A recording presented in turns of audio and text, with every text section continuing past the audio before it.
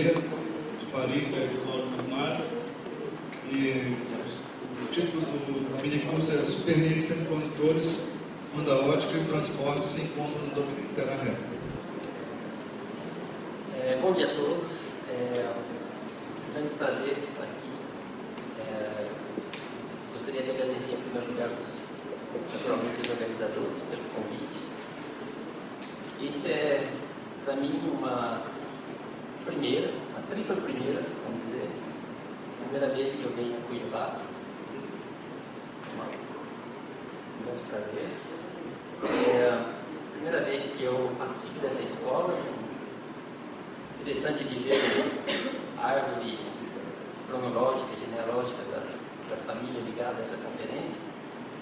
Eu, infelizmente, não entro em nenhum lugar. Talvez um ponto de aproximação foi o fato que o professor Roberto Leite fez parte do meu livro de tese. Não se lembraria tantos anos faz.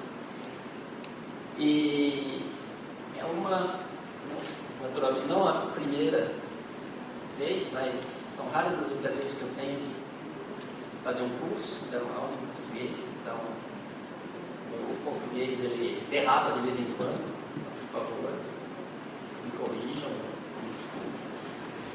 Então, baseado no que foi dito em relação às primeiras vezes pelo Pedro Venezuela e o Tomé Schmidt, tentar descontrair e aproveitar. Essa foi a regra que eles estabeleceram. Espero que vocês aproveitem também. Então, a ideia aqui é de falar de superredes, de semicondutores, num domínio de aplicação dessas heteroestruturas, que eu vou definir daqui a pouco, que é meio caminho entre ótica e transporte.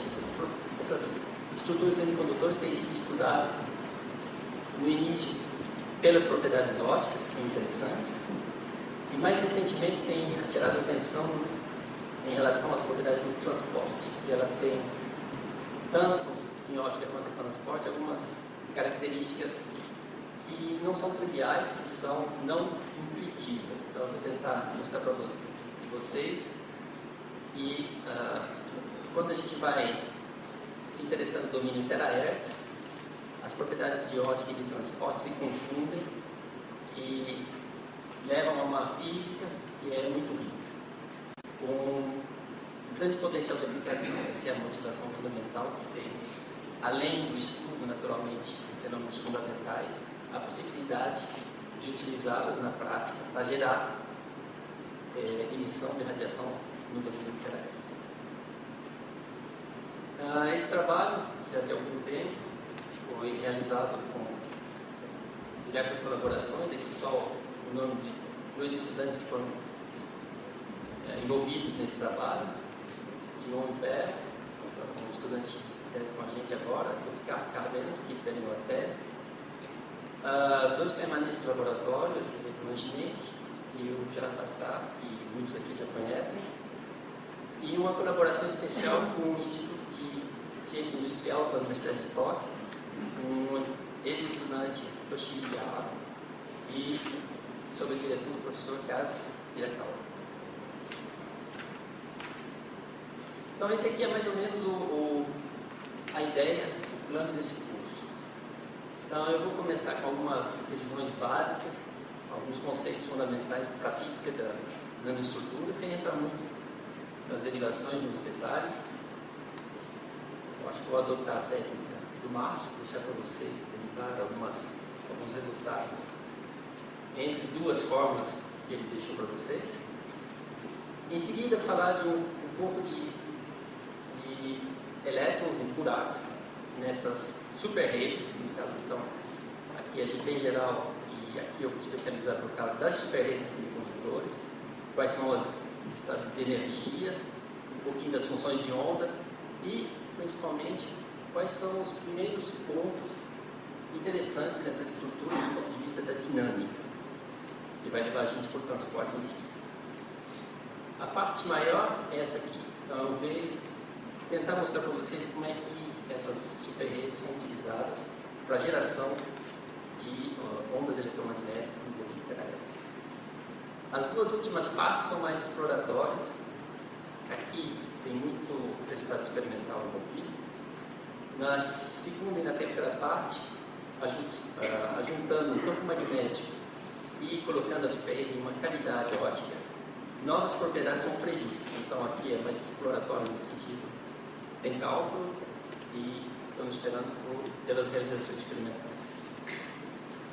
Então, começando, essencialmente, o que vai interessar para a gente aqui é a física de uma partícula numa multicamada de semicondutores.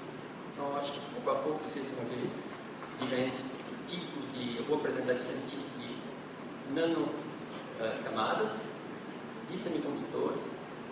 A ideia básica é utilizar a aproximação de massa efetiva. Eu não vou entrar nos detalhes. O que nos interessa aqui, durante todos esses três cursos, essencialmente a resolução da equação de Schrödinger é uma partícula, escrita aqui a uma dimensão, onde o potencial a uma massa efetiva, que representa o fato que o elétron, o buraco está num semicondutor,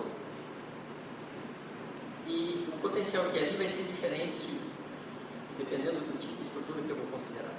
Então, aqui a equação independente do tempo, nós vamos ver também alguma aplicação onde a equação de Schrödinger depende do tempo. Para esse potencial, então, a gente tem, no caso geral, uma grande variedade de estruturas que são juntas. Mais relevantes, vamos dizer, que eu vou tentar mostrar para vocês aqui rapidamente. A primeira, talvez a mais simples, é o fato de que eu tenha uma camada esquerda, uma camada direita separada por uma interface adulta. Então, esse é o caso de uma heterojunção de semicondutores. Essa heterojunção não tem nada mais simples do que isso. Dois semicondutores e uma interface. Ela é extremamente útil, continua sendo, para estudar transporte, por exemplo. Você dopa aqui na região os elétrons, doadores de elétrons, os elétrons vão na camada onde a energia é mais baixa, deixam os doadores positivos lá, tem interação colombiana entre os dois, então eles ficam aqui prisioneiros da interface. Esses elétrons prisioneiros formam um gás de extremamente alta mobilidade, que deu origem a toda a física, por exemplo, de efeito quântico, e nesse tipo de estruturas que são usados para fazer os diodos, os transistores de mais alta mobilidade. Então esse é um sistema mais simples, já contém uma grande quantidade de efeito de física e de aplicação. O passo seguinte, naturalmente, é juntar uma segunda camada aqui, de tipo barreira. Então eu vou para a física de fluxos quânticos, que é um sistema tipo unidimensional. Então nós vimos já em várias ocasiões de ver aparecer os postos quânticos. É um sistema mais simples, onde tem um confinamento por causa da presença de duas barreiras, de um lado e de outro, e da presença dessa camada de semicondutor de gap, finalmente, menor, que forma a região do posto quântico. A estrutura seguinte, na ordem de complexidade, é uma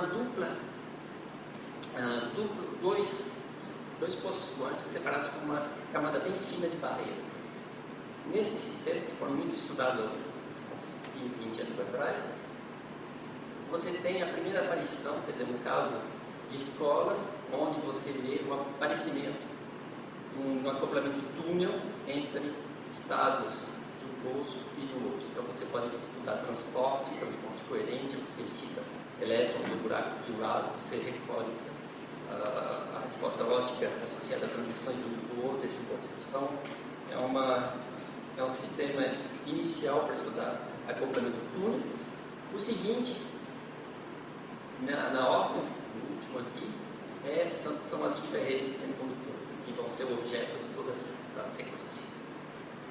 E simplesmente o fato de você ter um pulso, uma barreira, que é repetido de modo infinito. Então você tem pulso-barreira, que se repete, o que forma então uma super periodicidade do sistema. Você tem a periodicidade intrínseca do semicondutor, o passo da malha elementar, que são 5 anos para fazer alguma coisa, e um passo da superrede, que pode ser 10 a 20 vezes maiores, que você controla na hora de fazer o crescimento das formas. Então, a sequência vai ser baseada essencialmente sobre esses dois. Eu vou começar um pouquinho com a física quântica. A Belinda, quando ela começou a falar de transistor, no início ela falou isso é física pré-histórica. Então, eu quis acentuar o fato que a física de postos quânticos também, os seus inícios, datam de um bom período de tempo. Já se conhece há muitos anos a física de postos quânticos. E para acentuar isso, eu achei uma cópia de uma transparência que eu usava já há 15 anos para fazer curso de física de postos quânticos. Só fiz o scan da transparência, tudo isso era toda borrada desse jeito, na época tudo era na mão, né? E tem uma pretensão de poder apresentar, espero, as coisas mais importantes da física de postos quânticos de uma única vez. Então, a ideia é resolver esse problema nesse potencial quadrado, que é um problema que liga o texto de mecânica quântica. Se você fixa a largura do poço e a descontinuidade do potencial, a altura da barreira, essencialmente isso aqui, para um sistema aqui prático, para o qual eu tenho 250 mili-electronvolts de altura de barreira, para uma dada largura de poço, eu tenho um certo número de estados ligados, com potencial a uma dimensão, sempre liga pelo menos um estado. Então, quando L vai a zero, eu tenho sempre pelo menos um estado ligado. Isso é uma característica do sistema a uma dimensão. Mas quando L é grande, eu posso ter 2 ou 3 e assim por diante estados ligados. Então, tem uma zona em que eu só tenho níveis ligados, como numa molécula, como num átomo, e tem a zona de estado de contínuo, do mesmo modo.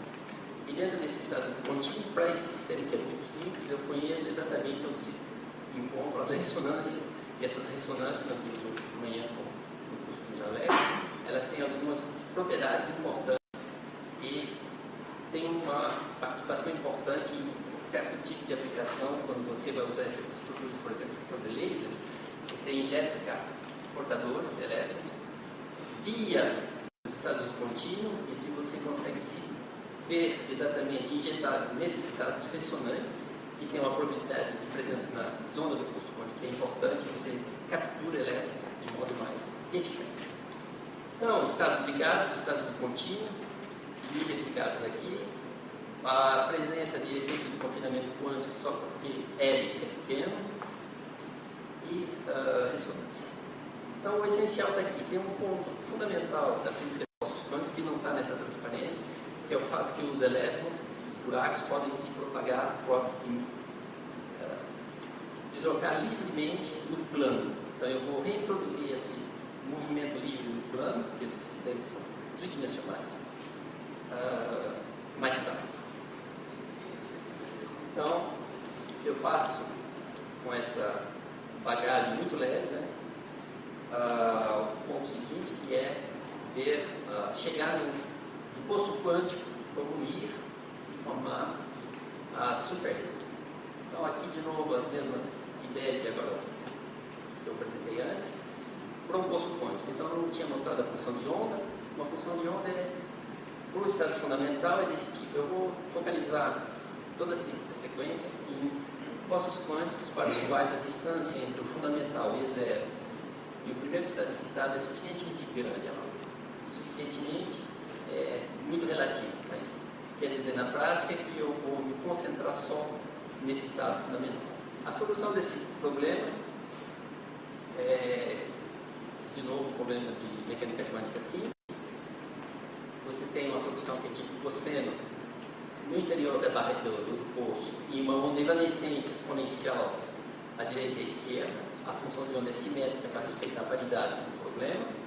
E o vetor de onda K e kappa são diretamente ligados à energia E0 e a V0, a profundidade do poço. Então, isso é coisa que é muito simples, então eu uso para vocês. As coisas mais difíceis, vocês especificamente 6 meses mais tarde.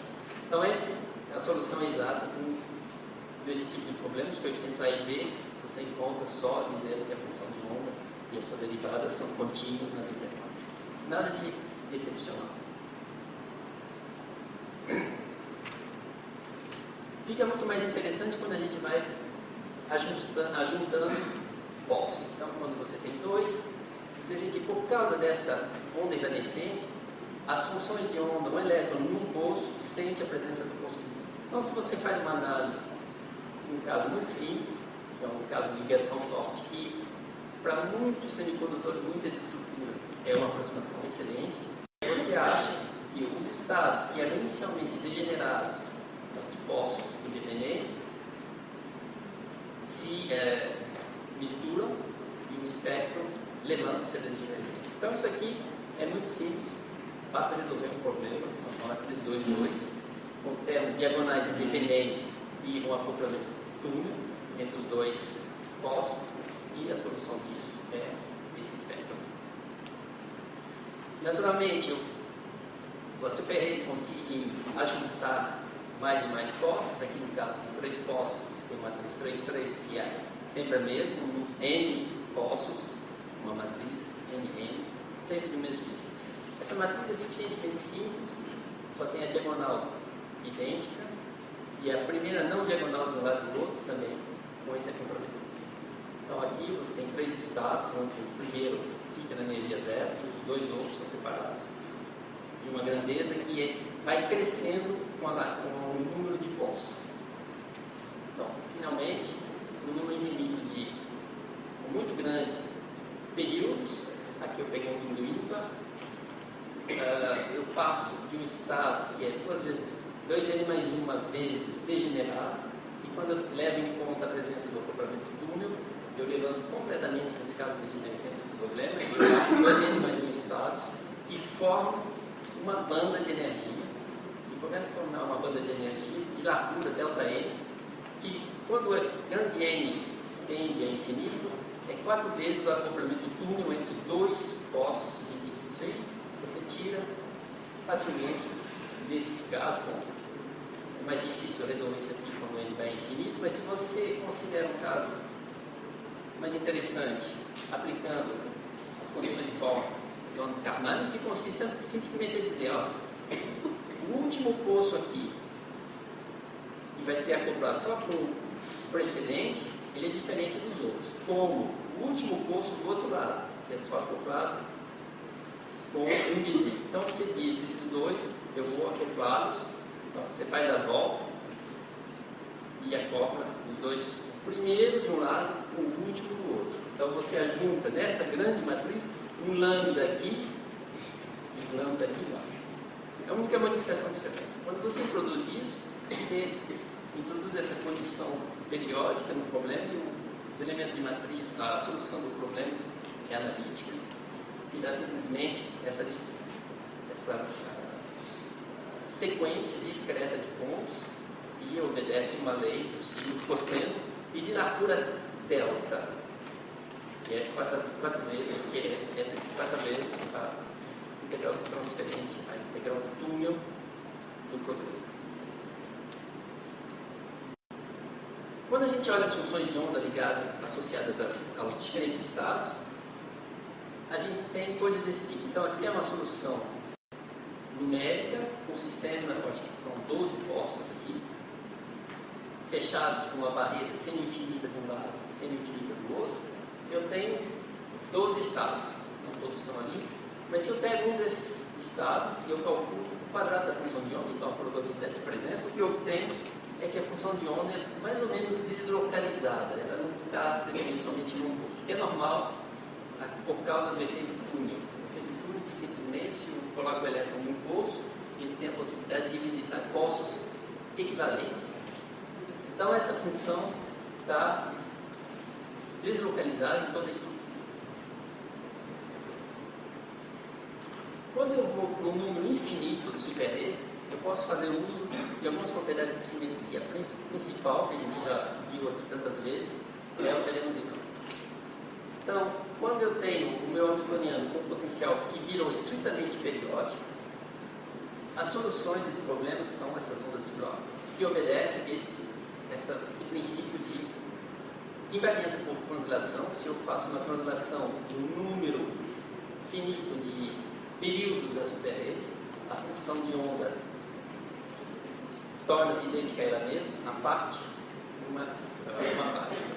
E o vetor, e o número que daqui é uma constante que deve ser real, senão a função de onda não pode ser normalizada, e caracteriza a minha função de onda. Então, isso vai ser o meu vetor de onda a uma dimensão, a três dimensões, naturalmente, que eu tenho um vetor de onda tridimensional, que vai me formar as ondas de brilho. Então, aqui, a superrede periódica de período D, e para uma função, para um valor de Q, sobre D, e sobre D exatamente para fazer, quando você muda de um período, ela pega um sinal menos, então positivo, negativo, negativo. E Pi sobre D é a energia superior dessa banda permitida de estados para a superrede. Então, de novo, a utilização do teorema de Bloch, mas agora para ver as dispersões de energia. Então, não só a função de onda fica periódica, mas também as energias permitidas na estrutura. Então, Q agora é uma variável contínua que vai de menos Q sobre D a sobre D, então formando a primeira zona do problema, com uma dimensão, e eu tenho essa variação contínua desse tipo para a minha dispersão. Eu só vou pegar uma transparência para introduzir as funções de Vanier. São funções que são obtidas a partir, por exemplo, das funções de Bloch, fazendo uma combinação linear. Elas são difíceis de trabalhar com ela, porque essa fase que está aqui, na hora de fazer combinação linear, eu tenho infinitas possibilidades, naturalmente, de escolher essa fase. E a ideia é escolher uma fase tal que as funções de Vanier sejam localizadas. Então, essas aqui são soluções completamente deslocalizadas no sistema, naturalmente, e eu misturando, fazendo um pacote de ondas, sabe? Fazendo um pacote de ondas planas, a gente consegue localizar, fazer um pacote localizado no espaço. Então, as funções de Vanier são soluções, mistura de funções de Bloch, e são localizadas espacialmente. Elas têm umas propriedades interessantes e fazem com que essas funções sejam extremamente úteis na hora de fazer cálculo, na hora de demonstrar teoremas. Então, elas são ortogonais entre elas, funções localizadas em um período ou em outro período da superrede, são ortogonais, e para obter a função de onda, aqui é φn0, mas associada a um período diferente, eu só pego a mesma função e faço um deslocamento rígido da função. Então, isso aqui são as soluções de Vanier. Naturalmente, eu posso inverter isso aqui e apresentar as funções de Bloch descritas nessa base de funções localizadas. A partir daqui, utilizando essa propriedade das funções de Vanier, eu consigo mostrar que essa função de onda obedece ao teorema de Bloch, invariância por translação.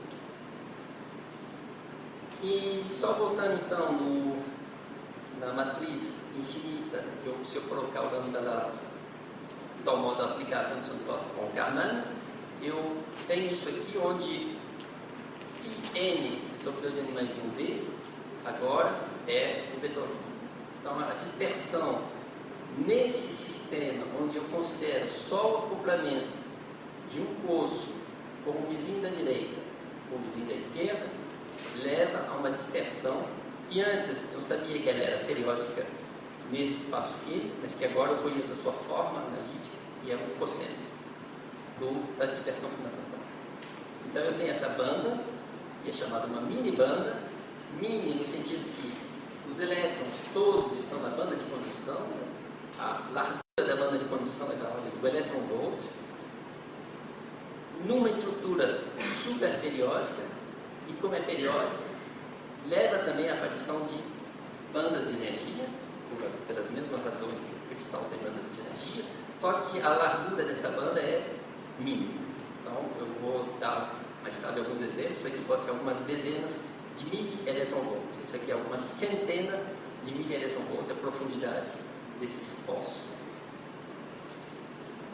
Bom, o passo seguinte é aplicar um campo elétrico. Se não tem campo elétrico, pouco a fazer com o transporte. Então, essa aqui é a situação para 3 poços desacoplados, sem campo. Quando eu ponho o campo, o que muda? A primeira correção que aparece é uma correção eletrostática simples. Os poços estão distantes de D. Se eu escolho por potencial Fz, que é o potencial eletrostático, a origem Z igual a zero no centro do poço central, o poço de direita sobe de EFD por efeito eletrostático e o poço de esquerda desce da mesma quantidade. Então, E vezes F vezes D é o parâmetro pertinente para uma superrede em presença do campo elétrico. Então, esse aqui, se tem um parâmetro que vocês queiram guardar na cabeça, é esse. Então, esse aqui vai ser o parâmetro fundamental para a física de superredes em presença do campo elétrico.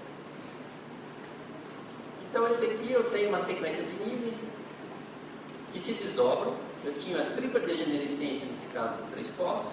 Em presença do campo, tem um que sobe, um que desce e um que fica, por escolha da origem no centro, fica na mesma energia.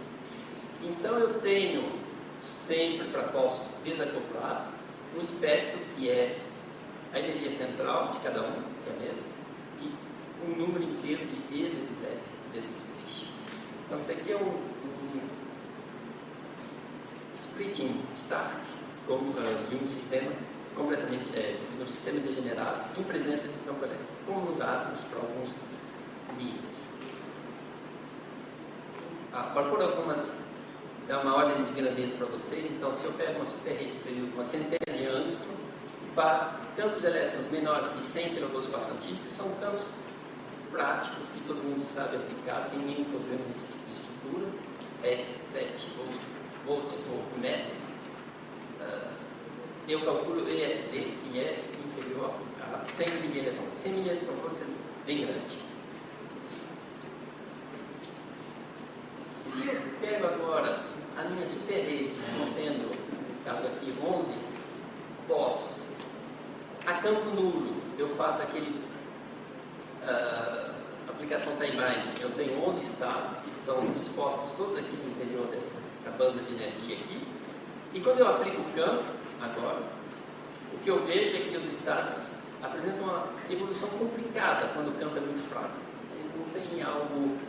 Eles não se cruzam, não tem cruzamento aqui, mas eles sobem, descem, tem uma descida aqui, e só ficam mais simples de ser analisados a campo forte. A campo forte, o que acontece é que a distância entre dois quaisquer níveis é E vezes F vezes D, que é exatamente o caso que eu tinha na aproximação de poços desacoplados. E esse resultado aí você obtém olhando então a mesma matriz que antes, o sistema de número finito de poços, e só ajuntando na diagonal menos EFD para dentro do poço primeiro à esquerda em relação ao central, mais EFD ou mais 2 do EFD e assim por diante. Então você pega exatamente a mesma matriz, você diagonaliza, e quando o campo elétrico fica forte ou o número de poços fica grande, você tem esse comportamento assintótico de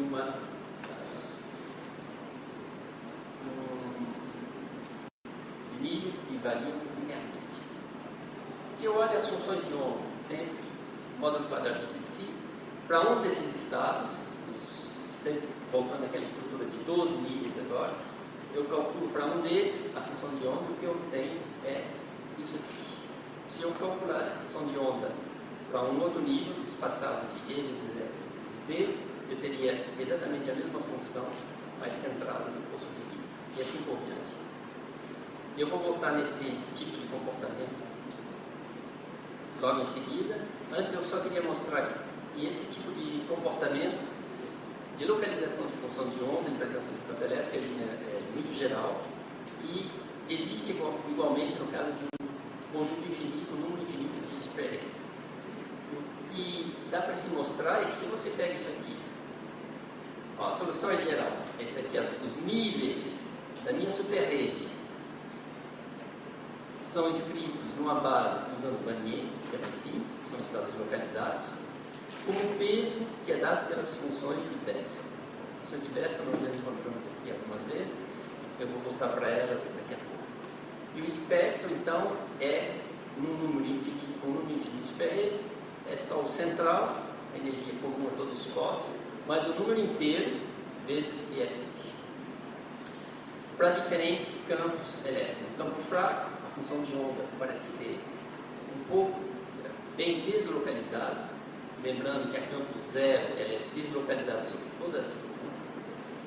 E à medida que o campo cresce, a função de onda se torna localizada e a campo forte ela é completamente localizada em um período. Isso aqui a existência dessas funções G você pode ver mais ou menos matematicamente, de modo qualitativo. Você pega aquele hamiltoniano lá, lembra que um poço, o μn é acoplado ao μn-1 e ao μn mais 1, e que na diagonal tem μ vezes EFT. Isso aqui lembra muito a relação de recorrência para as funções de Bessel. Então, a G, MIS, é acoplada de modo igual a μ-1 e mais 1, e quando ela é multiplicada por MIS. Então, isso aqui é a relação que dá origem, indo daqui, que dá origem aos coeficientes que estão aqui. Então, vamos ver um pouco mais em detalhes. A existência do espectro pode ser gerada de modo recorrente, utilizando também um princípio de translação.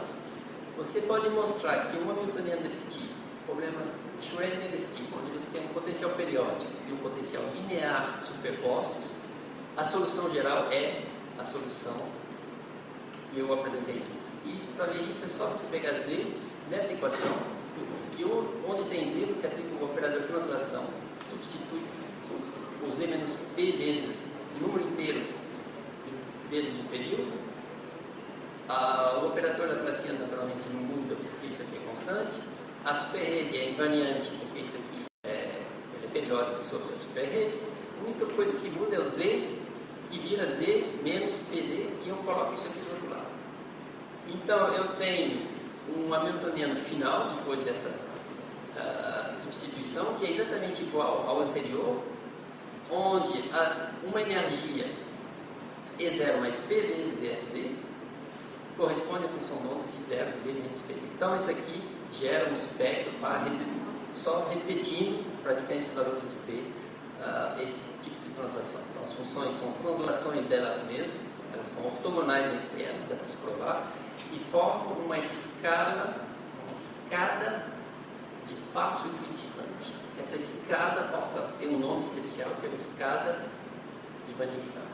Então é uma escada porque se você olha no espaço real, esse aqui é Z, no espaço real, os níveis são separados de EFD, à medida que você avança na direção oposta do campo elétrico, eles sobem, e a altura do degrau é sempre a mesma, e o espaçamento também. Então isso aqui é uma escada infinita de Van Nistelrooy. Por que localização? Então essa aqui é a primeira coisa surpreendente com os estados de Van Nistelrooy. Por que, quando eu aplico um campo elétrico, as funções são diferentes? Se você pensa num bulb, você tem um elétrico na banda de condução, você aplica um campo. O que acontece? Ele é acelerado. Então ele vai embora na direção oposta ao campo elétrico. Aqui você aplica um campo e as funções de onda, em vez de escaparem, elas se localizam espacialmente. Então é uma coisa que não é muito intuitiva, aliás, não é intuitiva de jeito nenhum. A presença desse efeito de localização é específico dessa superrede. Para ver isso, tem dois modos. Primeiro é matemática. Se eu volto naquelas soluções de um estado de Van Nistelrooy, μn, em termos de função localizadas, essas aqui sim são localizadas, com esses coeficientes, então eu pus aqui um desenho das primeiras funções J de Bessel, para os que não conhecem, J0, J1, J2, assim por diante. São funções que são, em termos do argumento, que decaem muito lentamente e que são tipo seno e cosseno quando esse argumento é muito grande. Elas têm de especial duas coisas que vão interessar para a gente aqui. A primeira é que quando eu vou com um argumento a zero, todas morrem, salvo a J0 que vai a 1. E o segundo ponto interessante para a gente, eu vou mudar agora muito bem a escala, é que a J1 que começa a zero passa por um primeiro máximo quando o argumento é da ordem de 1. O J2 mais tarde, quando o argumento é da ordem de 2, o J3 quando o argumento é da ordem de 3, e essa regra fica cada vez melhor à medida que a ordem da função inversa aumenta. Então, são duas coisas que a gente vai utilizar. Então, essa localização crescente vem simplesmente do fato de quando o campo cresce, em relação à largura da minha minibanda, a queda de potencial no interior de um período superior à metade da largura de minibanda, que é ligada ao acoplamento do túnel, só o J0 que sobrevive. Então, o MIN estado vai ser localizado na célula em Cornish, que é uma função de Vanier, está desenhada aqui. Então, isso é matemática. Fisicamente, que é mais interessante, o que está acontecendo? O que está acontecendo é que quando o campo é nulo, se eu colocar um elétron aqui, ele não pode ficar aqui, porque ele sente a presença dos vizinhos.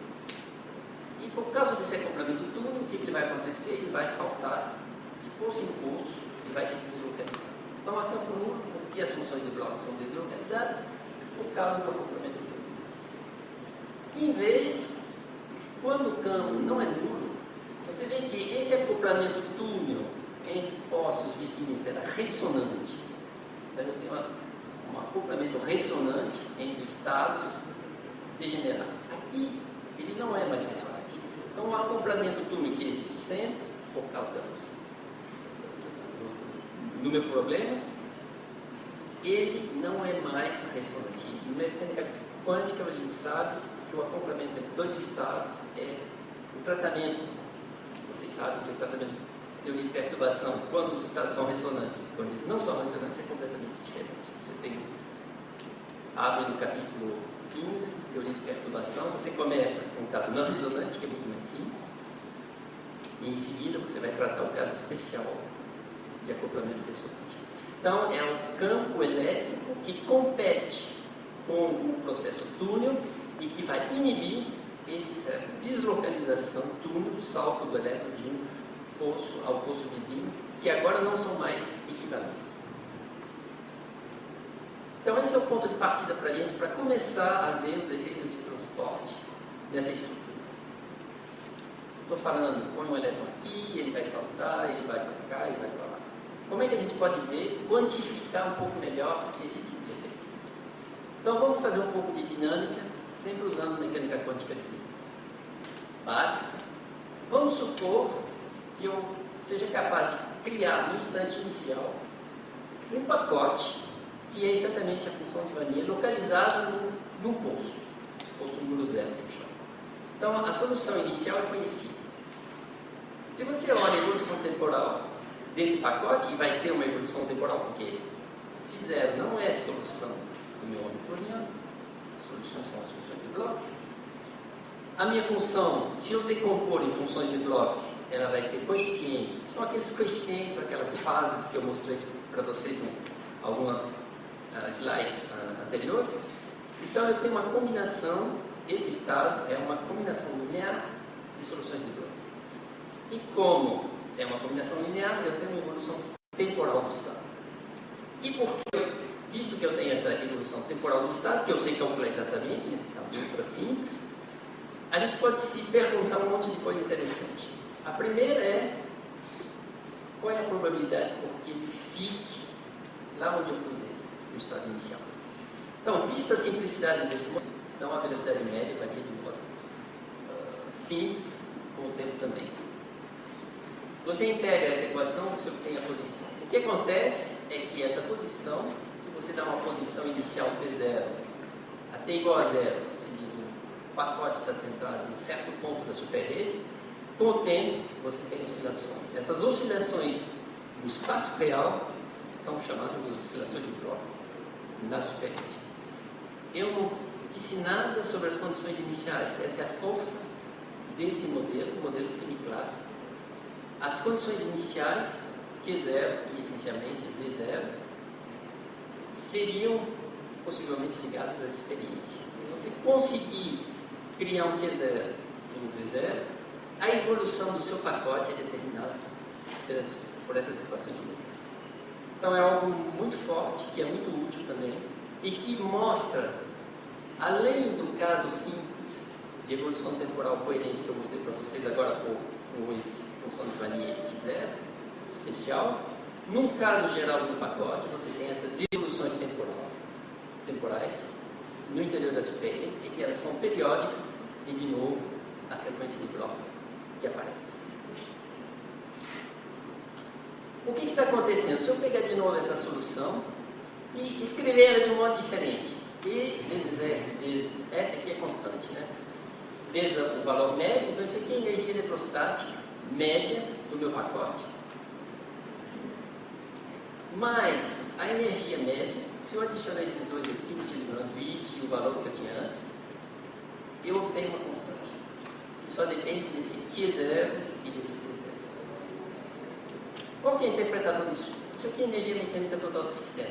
Nenhuma surpresa, energia mecânica total não tem nenhuma força dissipativa no problema, ela deve ser conservada. O que é mais interessante é quando eu olho o desenho como ele é apresentado lá. Se eu pegar a amplitude desse movimento no espaço real, delta sobre EF, eu multiplico por 2 porque vai para a direita e vai para a esquerda, por causa desses cossenos. E se eu considerar os outros parâmetros, a velocidade, a amplitude da velocidade, delta V sobre H barra, lembre-se na frente do seno, eu posso mostrar que se eu crio, se a energia mecânica total é essa aqui, o elétron vai oscilar entre esse ponto e esse ponto. E esses dois pontos eu obtenho centrando o meu E0 na energia mecânica total e pegando a minha dispersão e dizendo que em cada ponto da superrede a dispersão abaixa, seguindo E vezes F vezes C. É meio estranho porque a dispersão é a minibanda. A minibanda aparece em campo elétrico nulo. É um sinal, é o sinal mesmo da existência de uma invariância por translação do sistema. Enquanto que aqui eu coloco ela no sistema com o campo elétrico, e o campo elétrico quebra essa invariância por translação. Mas ela é útil no sentido de fazer uma interpretação desse tipo, qualitativa do problema. Você põe a dispersão lá, faz ela variar com EFZ, há uma energia constante, que você já sabe exatamente o movimento da partícula. Então o elétron faz oscilações no interior da superrede. É interessante saber quantificar um pouco, é importante e não é importante. Então eu peguei uma superrede que existe, que a gente estudou, no período de 80 angstroms, muito comum, para os quais a altura da barreira e a largura da barreira são tais. A largura da minibanda são 60 mV. Os campos utilizados na prática são 10 kV por centímetro, não são menos. Se você faz um cálculo, uma aplicação numérica, você obtém que o período de oscilação é metade do pico segundo. O inverso, 2 terahertz. Então aqui está toda a motivação de utilização dessa superrede. O terahertz é a gama espectral natural para essa superrede. Se eu conseguir criar esses pacotes, eles vão oscilar no terahertz. Todo mundo sabe que elétron que oscila emite radiação. Então, a ideia central é essa. É possível ou não utilizar essas mini antenas como emissores de radiação terahertz. Se você calcula agora a amplitude da oscilação, aqui, para esse caso, 600 anos. Quase 8 períodos da superrede que é considerado. As velocidades médias nesse movimento, que é um movimento que varia de modo sinusoidal, mas que passa por uma amplitude que é da ordem de 10 a 5 metros por segundo. velocidade considerável para elétrons nos semicondutores. Então tá, isso aqui é mais então para fixar um pouco a ideia, pôr em vista claramente o domínio terahertz, as velocidades e amplitude de movimento característicos nesse tipo de sistema. Então eu posso fazer a mesma coisa na base de Bragnier, então acho que eu vou avançar. 5 minutos.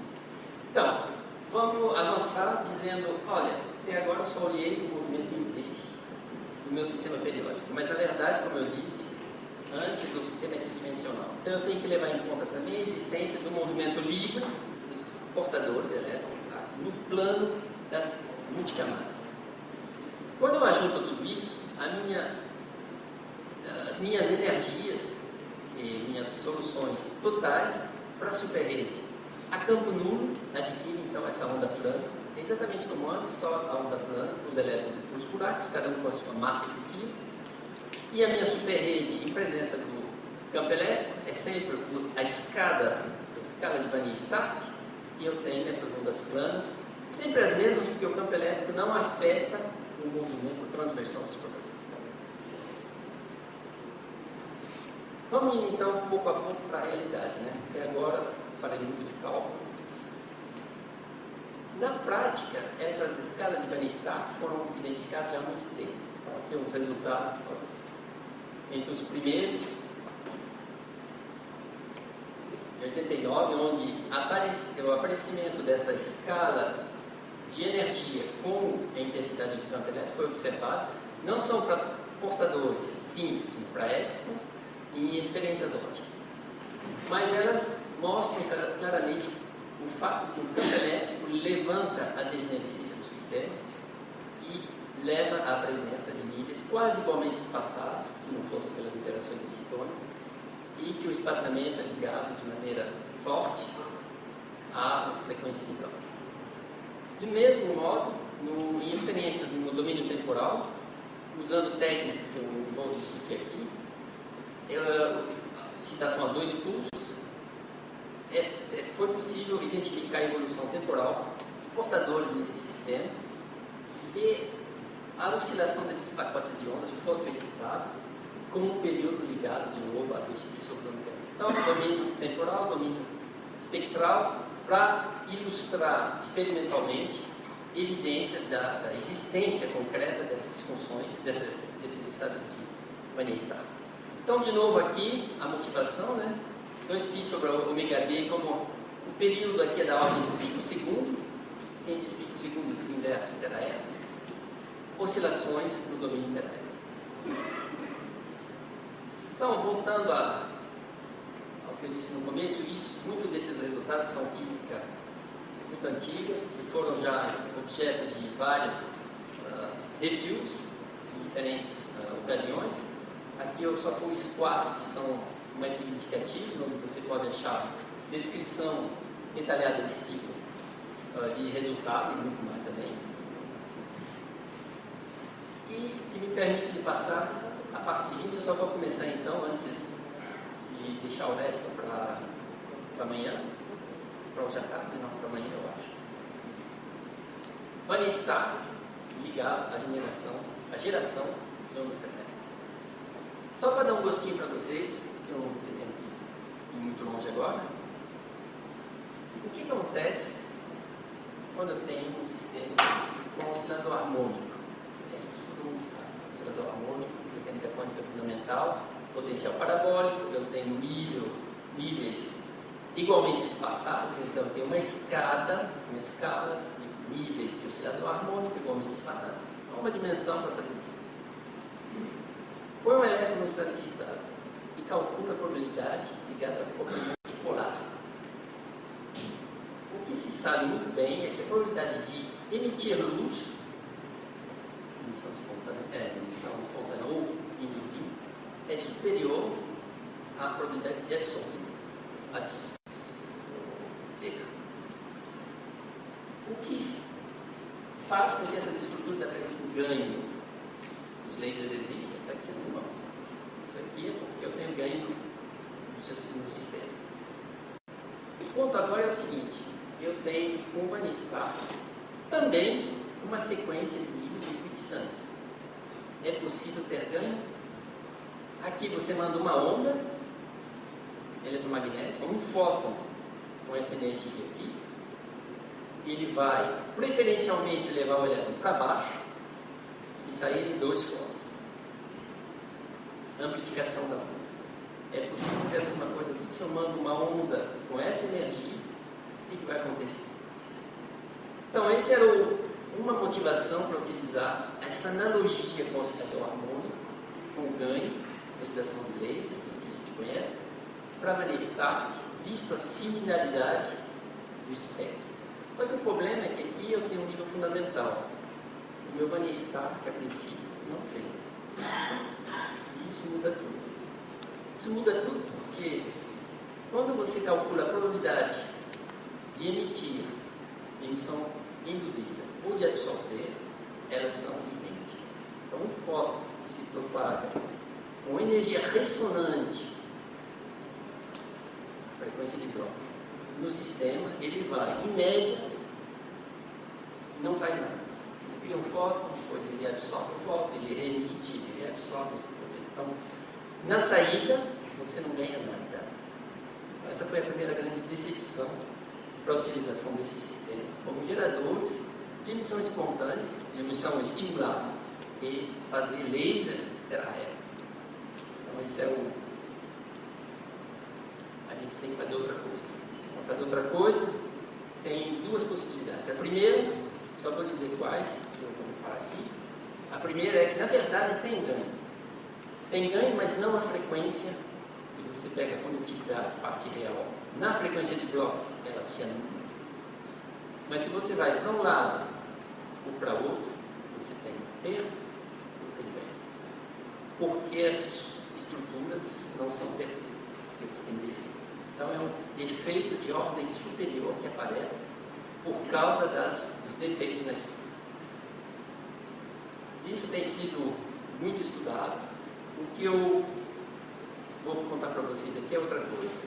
Em vez de utilizar uma excitação óptica, excitação terahertz, esse elétron pode ser amplificado, nós vamos gerar terahertz utilizando um pulso óptico a uma energia muito superior. O princípio da experiência aqui, eu mando um pulso óptico, isso aqui no gap, visível, curto, segundos, algumas dezenas ou centenas de segundos, esperando ver que foi medido.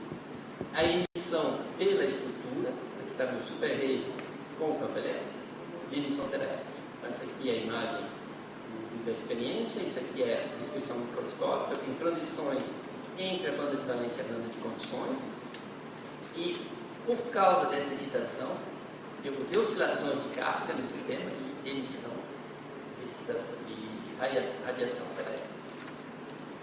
Isso foi observado já há muito tempo, e o pessoal foi capaz de mesmo medir, não dá para ver, mas eu vou dar outras curvas mais claras, o campo elétrico terahertz emitido pela estrutura. E mostrar mesmo em algumas ocasiões aqui que é possível ter ganho usando esse tipo de experiência. Muito importante, a medição do campo terahertz complexa.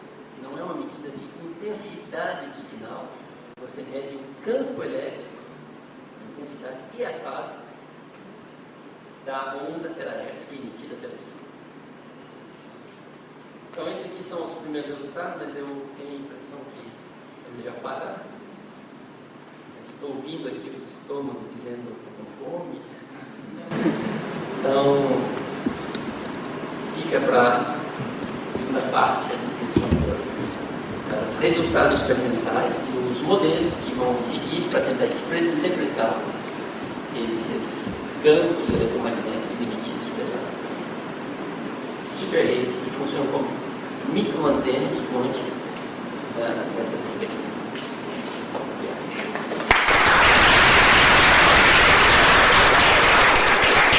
Perguntas, questões, comentários?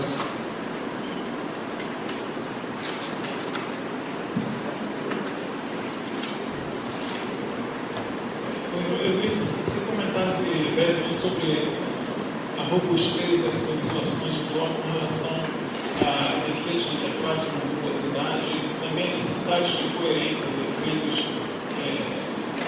que causam descoerência nesse sistema operacional. A resposta, na verdade, está aqui. Então, isso aqui é o tipo característico de onda emitida. Então, o que a gente vê tem muitas características aqui. Vou tentar discutir rapidamente, mas em relação à pergunta, essa aqui, o sinal dela morre. E se você calcula o tempo de vida, o bolo que oscila, morre, ele emite luz. Mas se você calcula esse tempo radiativo, ele é muito longo. Então, essa morte do sinal aqui não tem nada a ver com o tempo radiativo de emissão da radiação radioativa. Ela é devida à perda de coerência do sistema. Então, eles são efeitos extremamente bons na prática. São as limitações atuais, a utilização com mais vantagem desse tipo de estrutura para gerar radiação radioativa. O que eu vou tentar mostrar para vocês é que nem tudo é negativo. Se você olha a amplitude máxima desse sinal, essa amplitude máxima é governada por parâmetros ligados à excitação, ao fluxo luminoso, assim por diante, mas pela coerência de evolução temporal desses pacotes que você cria com a excitação. Então, essa amplitude, a variação dessa amplitude com os parâmetros do sistema é puramente coerente, puramente mecânica. A minha pergunta é simples, só o pulso que você gera esses pacotes, ele é um pulso curto justamente para gerar aqueles estados iniciais localizados que oscilam? A resposta também está aqui, ó. Eu devia ter falado dessa. Aqui são experiências para medida desse campo terahertz para diferente energia de excitação. Então, quando eu digo energia, é o centro desse pulso. Esse pulso tem 25 milielectronvolts, são bem largos. Então, eles são suficientemente largos espectralmente para poder excitar diferentes condições. É uma condição necessária. E o que eu vou mostrar, que é mais ou menos evidente, se tem uma coisa evidente nesse problema, se você manda uma luz monocromática, você que não está estacionado, não tem oscilação nenhuma, não tem radiação. Então, a largura do pulso é fundamental nisso. Mais alguma questão? Comentário? Vamos agradecer novamente.